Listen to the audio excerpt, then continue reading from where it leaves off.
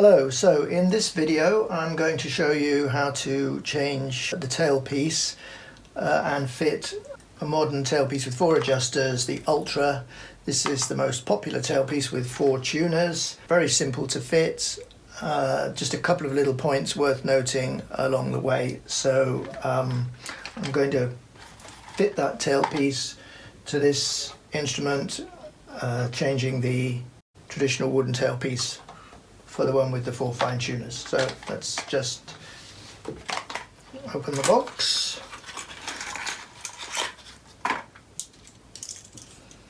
I'll just put that to one side for the moment.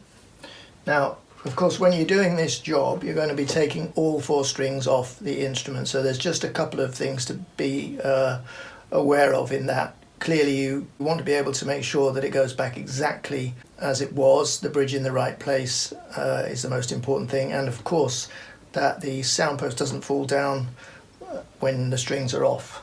So the first thing to do is to make a record of where the bridge is, and that's quite simple. The system I use basically is to just write down where the bridge is. So I just make a little diagram, 2 lines which represent the sound holes, and I measure with an accurate rule the distance from the foot of the bridge to the inner edge of the sound hole. This one is nice and sharp, so I've got 16.5 millimeters. So I just write 16.5 on that side and do the same on the bass side. Also 16.5. That of course is exactly what you want, the bridge dead in the middle of the sound holes, which indicates in this case that the neck of the instrument is nice and straight. And the other thing is the position of the bridge in relation to the body. The bridge should fit on an imaginary line between the inner nicks of the sound holes through the middle, as this one is. Occasionally they vary for technical reasons which I won't go into. So just make a note of where the bridge is from the top edge down with a tape measure of some kind or a rule. You can just measure here from the edge of the instrument down, and this one is the correct standard measurement, so it's 195 millimeters to the center of the bridge, which of course is where the inner nick is as well. So I'll just write bridge BR and then 195 millimeters, so I know. So I've got a record of where the bridge is and I can put it back in the same place. Okay, so the next job of course is to take the strings off, so I'll just do that quickly.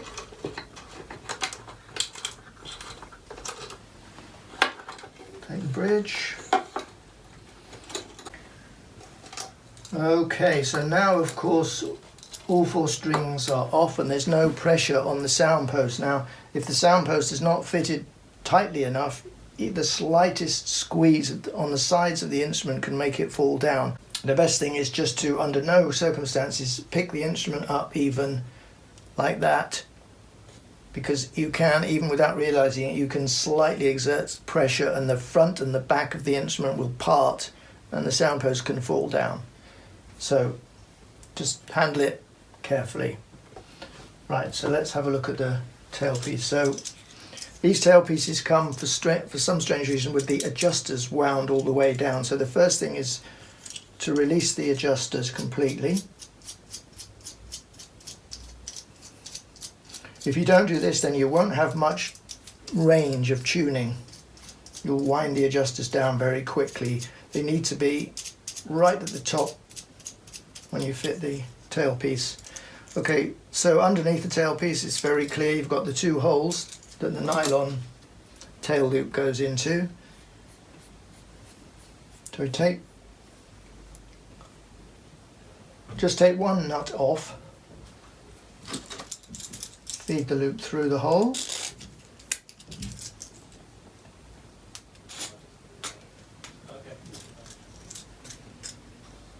put it back on.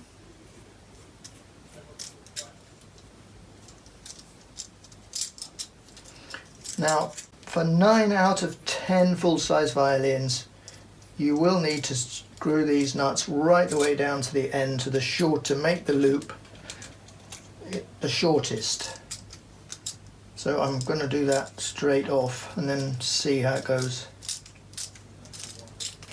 Right, okay, now the loop should go over the end pin, and now you can see that the end of the tailpiece is actually touching the saddle of the instrument. So what we're aiming for is that when the tailpiece is fitted and the strings are in tune, the tailpiece should be as close to the saddle as you can get it without it actually touching the saddle. There's two reasons for that. One is it looks much better not to have a piece of tail loop showing, which looks very amateur.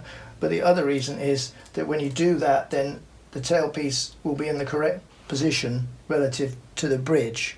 So I'll just explain a little bit about that in a few minutes when we put the tailpiece on. So in fact this one is slightly short, so I'll just slacken it off a fraction.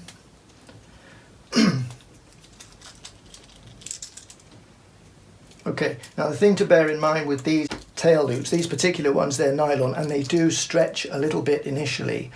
After, I don't know, half an hour maybe of tuning up, they will then stabilize and they'll stay tight. But unless you fit it initially very, very close, it will stretch and show the gap that I was talking about. So it's quite a sort of fine judgment.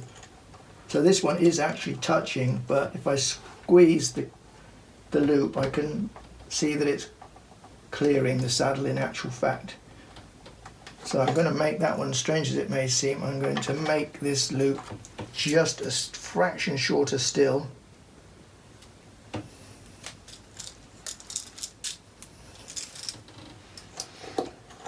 Okay, so that, like that now, when the strings are on and it's under tension, that tightness will go and the tailpiece will just move clear of the saddle and it'll be in an ideal spot. Okay, so let's start to put the strings back on. So I want the G first. No, so what I do is I hook the G string into the claw of the adjuster, like so. Put the tailpiece over and just take up some tension like that, and then maintaining the tension with my hand on the fingerboard, sort of pinning the string down. Okay, that's just pulling just a little bit, that's keeping everything in position. I'll now just pop the bridge back on, like so. A little bit more tension. Right, next one is the E. Okay, so it's held in position now by the G string, so this is much easier from now on. When you're putting strings back on, it's a little bit more difficult because they're already curled. You can just straighten it out a little bit before you put it into the peg. Maintain some tension, wind it around the peg. Watch out that it goes into the groove. The string, the bridge protector goes back on. Okay, so what we're looking for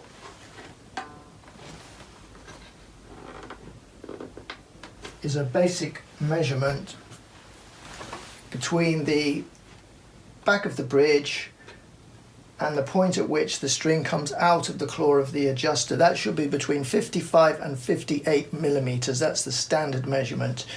So I'm just putting my rule on to see, and I've actually got there, when it comes in, I've got 58, which is fine. So once this instrument is back in tune and under tension and the little bit of stretch comes, that measurement will be dead on. So what that measurement is basically, it's 1/6 of the playing length of the string, the vibrating length of the string. And then finally the A, just to ensure that the bridge is back in the centre. 16.5, and again 16.5, and it's just a fraction, just needs to go a fraction towards the base. I'll just tap it, there we go. And I take a gun barrel view and see that it's nice and dead center on the fingerboard. Right, now the next important thing is to make sure that you tune the instrument as closely on the pegs as you can initially until that stretching period has finished, because if you start tuning on the fine tuners, you'll find that you're winding them down very quickly. You'll use up half the range of tuning just to compensate for the little bit of stretching that happens on the tail loop initially. So we'll just pull up.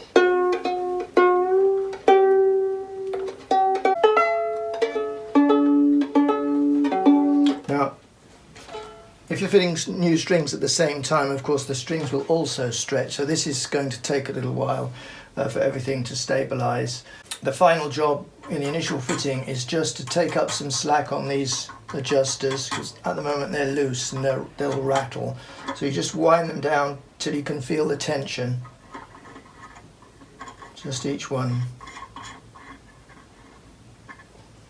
That's right, so they don't rattle. And then carry on tuning on the pegs alone until, I don't know, do it 2 or 3 times over a half an hour or so, something like that, till you feel the tuning is beginning to stabilize. If the strings are brand new, it can be worth just leaving them for an hour or so, coming back, give it some time, but the important thing is just to wait until you feel that the strings are beginning to stabilize and the tail loop also is not stretching anymore, and then you can then resort to finally tuning on the tuners themselves, the fine tuners. So it's as simple as that, really. Just do bear in mind, obviously, that all strings, certainly synthetic chord strings, you will use up the range of adjustment on these tuners over a period of time, and when you find that they've wound all the way down, then you just simply loosen them off, tune up on the peg as close as you can, and then start again with the adjusters. Another thing to bear in mind is that as the lever, which is underneath the tailpiece, as you wind down and use up that range of adjustments, that lever will move down, and it can, depending on the height of the arching of the instrument and a couple of other things, in some cases that lever can touch the front of the instrument, so just be aware of that in the longer run, that it doesn't touch the instrument, damage it, and also affect the sound at the same time. So I hope that all makes sense, and good luck and happy playing. Thank you.